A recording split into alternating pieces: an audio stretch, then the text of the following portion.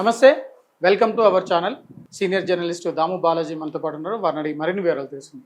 Sir, Bonthu రామ్మోహన్కి సంబంధించి వాళ్ళ అత్తమామ ఒక హాస్టల్ నిర్వాహకులపై దాడి చేయడం, పోలీస్ స్టేషన్ దాకా వెళ్ళడం, నిజానికి అడ్వాన్స్ ఇచ్చాము మేము, అసలు సమయం ఉంది అయినప్పటికీ మా పైన దాడి చేసి ఇవన్నీ చేశారని చెప్పి పంజాగుట్ట పోలీస్ స్టేషన్ కూడా ఫిర్యాదు చేయడం, దీన్ని ఏ విధంగా చూడొచ్చు?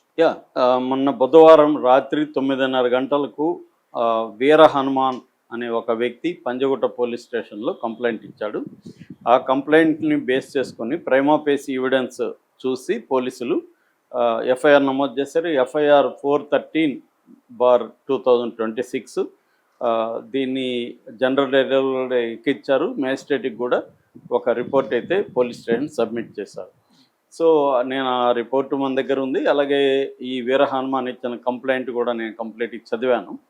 సో అట్లాగే మన కొన్ని వివరాలు బయటకు వచ్చాయి. అది ఏంటి, అసలు ఎందుకు దాడి జరిగింది, దీంట్లో బొంతు రామ్మోహన్ ఇన్వాల్వ్మెంట్ ఉందా, అట్లాగే ఆయన భార్య శ్రీదేవి, వాళ్ళ అత్త బోయమ్మ, వీళ్ళ రోల్ ఏంటి, ఈ విషయాల గురించి మనం తెలుసుకుందాం. మనకు తెలుసు బొంతు రామ్మోహన్ వెరీ పాపులరు, గతంలో మేయర్గా ఉన్నాడు. తర్వాత వాళ్ళ భార్య కూడా బొంతు శ్రీదేవి కార్పొరేటర్గా ఉన్నారు. సో ఆమె కూడా రాజకీయాలు యాక్టివ్గా ఉంటారు.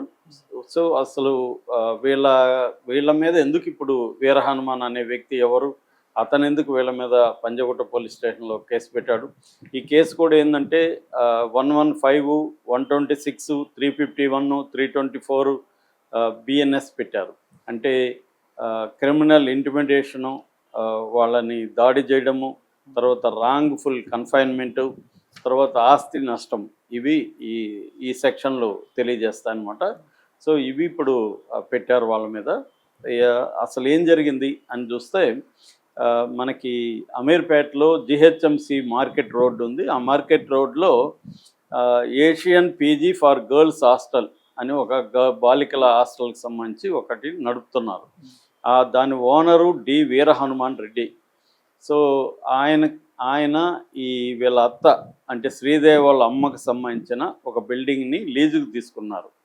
లీజుకు అడ్వాన్స్ ఇచ్చారు, లీజు డబ్బులు ఇచ్చారు, లీజుకు తీసుకొని నడుపుతున్నారు. అయితే ఈ బోయమ్మ ఆమె పేరు, వాళ్ళ అత్త పేరు, అంటే శ్రీదేవి వాళ్ళ అమ్మ పేరు జే బోయమ్మ. ఈ జే బోయమ్మ ఏం చేస్తుందంటే, వేరే వాళ్ళు ఎక్కువ లీజు డబ్బులు ఇస్తానన్నారో తెలియదు కానీ వేరే వాళ్ళకి వీళ్ళకి తెలియకుండా లీజుకి ఇచ్చేసింది, వీళ్ళకి చెప్పకుండా. లీజుకి ఇచ్చినప్పుడు వీళ్ళని ఖాళీ చేసే బాధ్యత కూడా ఆమెదే కదా.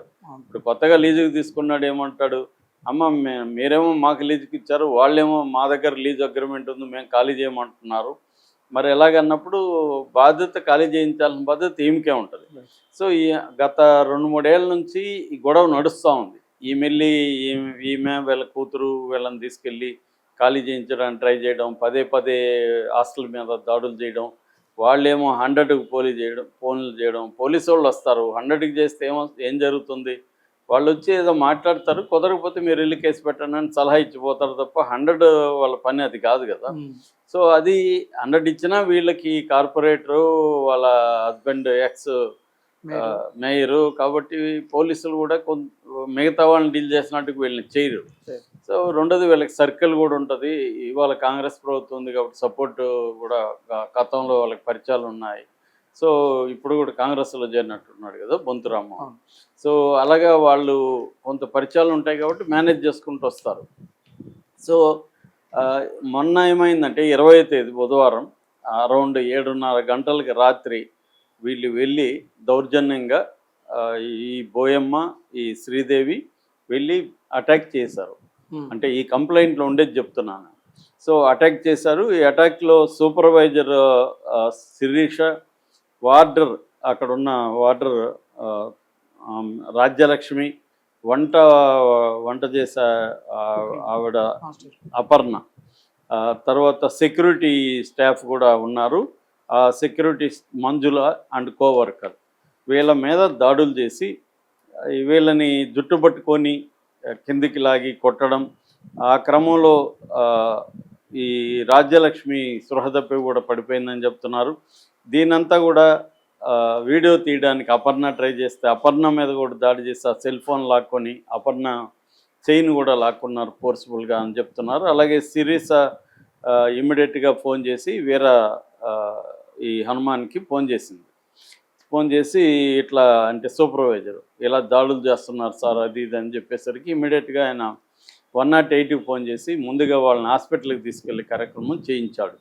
చేసినాక అవన్నీ వీడియోలు కూడా వచ్చారు. అక్కడ 100 పోలీసులు కూడా ఉన్నారు ఆ వీడియోలో. ఒక వీడియో కూడా ఇప్పుడు వైరల్ అవుతుంది. ఆ దాడి జుట్టు పట్టుకుంటున్నారు, కొడుతున్నారు, అరుస్తున్నారు. పోలీసు అతను ఉన్నాడు, వాళ్ళు కూడా ఏం ఆపలేకపోయిన పరిస్థితి ఉంది. ఒక 30 మంది వచ్చి అటాక్ చేశారు. ఆల్రెడీ ఇది ఏంటంటే సివిల్ కేసు. ఇది ఆల్రెడీ వీర హనుమాను సివిల్ కోర్టులో సివిల్ సూట్ వేశాడు. కోర్టు ఏం చెప్పిందంటే స్టేటస్ కో మెయింటైన్ చేయమని చెప్పింది. స్టేటస్ కో అంటే అర్థం ఏంటి? ఆల్రెడీ ఈయన దగ్గర ఈయన నడుస్తున్నాడు, ఈయన పొజిషన్లో ఉంది కాబట్టి అట్లాగే ఉండాలి తేలే వరకు అని చెప్పాడు. కాబట్టి వీళ్ళు ఇన్వాల్వ్ కాకూడదు, యాక్చువల్గా ఫిజికల్గా ఇన్వాల్వ్ కాకూడదు, కానీ ఇన్వాల్వ్ అవుతున్నారు. సో ఇన్వాల్వ్ అవుతున్నారని చెప్పి ఇన్వాల్వ్ అవడం కాకుండా కొట్టి వీడియో కూడా బయటకు వచ్చింది. అయితే ఇప్పుడు ఆయన అయితే మీడియాతో వీర హనుమాన్ మీడియాతో ఇంకా మాట్లాడలేదు. కానీ వీళ్ళు ఈ మా ప్రాణాలు కాపాడండి అని వీళ్ళందరూ వర్కర్స్. వీళ్ళు యాక్చువల్గా వీళ్ళని కొట్టే హక్కు లేదు. ఏదైనా ఉంటే వీర హనుమాన్తో చూసుకోవాలి. వీళ్ళ నుంచి కొట్టే హక్కు వీళ్ళకేముంది? కాబట్టి వీళ్ళు ఇప్పుడు మా ప్రాణాలు వాళ్ళందరూ పనిచేసేవాళ్ళు, వాళ్ళకేముంటుంది?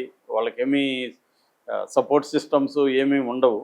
సో వాళ్ళ మీద దాడులు చేశారనేది ఇప్పుడు అభియోగం. ఆ వీడియో బయటకు వచ్చింది. అయితే బొంతు శ్రీదేవి మాత్రం ఇదంతా నమ్మకండి, ఈ వీడియో 1 ఇయర్కి ముందుదని చెప్తుంది. 1 ఇయర్కి ముందు అయినా కొట్టినట్టయితే వాస్తవమే కదా. ఆ వీడియో ఇప్పుడుదా 1 ఇయర్కి ముందుదా అనేది పక్కన పెడదాం. ఆ వీడియోలు అయితే కొట్టారు కదా, 1 ఇయర్కి ముందు కొడితే పర్లేదా, ఇప్పుడు కొడితేనే ఇబ్బందా? సో క్లియర్గా ఏంటంటే ఇది సివిల్ కోర్స్ ఉన్నప్పుడు మీరు అసలు 30 మంది ఎందుకు వెళ్తారు? నిజానికి వెళ్ళకూడదు. అక్కడ ఆ ప్రెమైసెస్కే వీళ్ళు వెళ్ళేదానికి లేదు. ఎందుకంటే నీకేం సంబంధం, అక్కడికి ఎందుకు వెళ్తున్నావు? లీజుకి ఇచ్చేసావు, కోర్టులో కేసు ఉంది, కోర్టులో చూసుకోవాలా, కోర్టులో మీరు మేనేజ్ చేసుకోండి, కోర్టులో కొట్లాడండి. కోర్టులో అతను తప్పంటే కోర్టు ఖాళీ చేయమంటే చెప్తుంది, అప్పుడు పోలీసులే ఖాళీ చేస్తారు. కానీ జనరల్గా సివిల్ కేసులు ఏం జరుగుతుంటాయంటే ఎవరిది బలమో వాడిదే రాజ్యం. యాక్చువల్గా కొంతమంది ప్రొఫెషనల్స్ ఉంటారు ఇల్లు ఖాళీ చేయించేవాళ్ళు, కొంతమంది ఇల్లు ఖాళీ చేయకుండా దౌర్జన్యం చేసేవాళ్ళు కూడా ఉంటారు. అందుకే 5 ఏళ్ళ పైన ఎవరిని కూడా రెంట్ ఎవరు 5 ఏళ్ళ పైన ఉంటే అంటే ఏదో ఒక రూల్ చూపించి 12 ఏళ్ళ పైన ఒకే దగ్గర ఉంటే వాళ్ళు మాదానొచ్చని. సో అందుకని చాలామంది 5 ఏళ్ళ పైన పెట్టుకోరు, వాళ్ళని ఖాళీ చేయించి కొత్త వాళ్ళని పెట్టుకుంటారు. ఎందుకంటే వీళ్ళు మాదాన అంటారేమో, మళ్ళీ కోర్టులలో తిరుగుకుంటూ ఉండాలి. అందుకని చాలామంది ఏం చేస్తారంటే ప్రొఫెషనల్స్ ఉంటారు, దీనికి ఖాళీ చేయించే వాళ్ళు రౌడీ గ్యాంగ్లు ఉంటారు. వాళ్ళకి చెప్తే వాళ్ళు డబ్బులు ఇచ్చేస్తే వాళ్ళు ఇల్లు ఖాళీ చేయిస్తారు బెదిరించి. సో ఇవి జరుగుతుంటాయి. రెండోది ఏంటంటే సివిల్ కేసులు ఏళ్ల తరబడి నడుస్తుంటాయి. కాబట్టి వీళ్ళకి ఇప్పుడు అతను చాలాసార్లు ఇంకా రెంటలు అయితే కోర్టులోనే రెంట్ కడుతూ ఉంటారు. రెంట్లు కూడా అప్పుడేమవుతుంది, ఎప్పుడైతే కోర్టుకు వెళ్ళావో రెంట్ కూడా గవర్నమెంట్ రేట్ ప్రకారం అక్కడ రెంట్ ఉంది, ఎంత ఉంది ఆ ఏరియాలో అంతే కట్టాలి, ఇష్టం వచ్చినట్టు లేదు. కాబట్టి ఇదంతా వేరే వాళ్ళకి రెంట్కి ఇవ్వలేరు. వీడేమో మనకి రెంట్ రాదు, కోర్టులో ఉంటుంది, కేసు తేలదు. అప్పుడేం చేస్తారు ఓనర్స్, అంటే ఓనర్ పాయింట్ నుంచి మనం చూసుకుంటే ఓనర్స్ ఏం చేస్తారు, ఎవడికో రౌడీ వాళ్ళ అయితే వాళ్ళే చేస్తారు. ఇలాగా వీళ్ళకి పొలిటికల్ ఫ్యామిలీ కాబట్టి వీళ్ళే రౌడీలను ఆర్గనైజ్ చేసుకోగలరు కాబట్టి ఒక 30 మందిని తెచ్చి అటాక్ చేస్తారు. మామూలు వాళ్ళు అయితే ఏం చేస్తారంటే ఎవరికో రౌడీలకో వాళ్ళకి లేకపోతే తెలిసిన వాళ్ళకో డబ్బులు ఇచ్చి మీరు వెళ్ళి వాళ్ళని ఖాళీ చేయించండి అని చెప్తారు. సో వీళ్ళు ఖాళీ చేస్తారు. ఇక్కడ ఎందుకు ఇవి జరుగుతాయంటే మన లీగల్ సిస్టంలో ఉండే ప్రాబ్లమ్స్. బేసిక్గా లీగల్ సిస్టము సంవత్సరాల తరబడి ఇప్పుడు వాళ్ళని అడిగామనుకో, లీగల్ సిస్టమ్ వాళ్ళని అడిగామనుకో ఎందుకు ఇంత అని, మేం చేసే స్టాఫ్ లేరు, తగినన్ని కోర్టులు లేవు అని వాళ్ళు చెప్తారు. మామూలుగా ఇప్పుడు కొత్తగా వచ్చిన బిఎన్ఎస్ చట్టం సందర్భంలో అమిత్ షా అనేకసార్లు చెప్పాడు, అసలు మేము కోర్టులు ఇవన్నీ పెట్టేస్తున్నాం, కేసులు సత్వరమే పరిష్కారం అవుతాయి, వితిన్ 6 monthsలో కేసులు మొత్తం పరిష్కారం అయ్యేట్టుగా ప్లాన్ చేస్తున్నాం. ఇప్పటికీ బిఎన్ఎస్ వచ్చి 3వ సంవత్సరం, ఇప్పటికి కూడా అలాగే ఉంది. ఇప్పటికి కూడా 5 కోట్ల కేసులు ఇండియాలో పెండింగ్లో ఉన్నాయి. ఒక సుప్రీంకోర్టులోనే దాదాపు 60,000 కేసులు పెండింగ్లో ఉన్నాయి.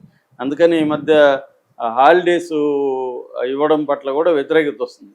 మొన్న కూడా మనం ఇక్కడ చూసాం, ఆమె మేడం జస్టిస్ మాధవిలతో 12 గంటలు పనిచేశారని ఒక వార్త వచ్చింది. అంటే వాళ్ళ మీద కూడా, జడ్జెస్ మీద కూడా తీవ్రమైన ప్రెజర్ అనేది పడుతుంది. అట్లాగే పోలీసుల మీద కూడా తీవ్రమైన ప్రెజర్ పడుతుంది. ఎందుకంటే సిబ్బంది తక్కువ, కేసులు ఎక్కువ. సో ఇది జరుగుతుంది. ఎప్పుడైతే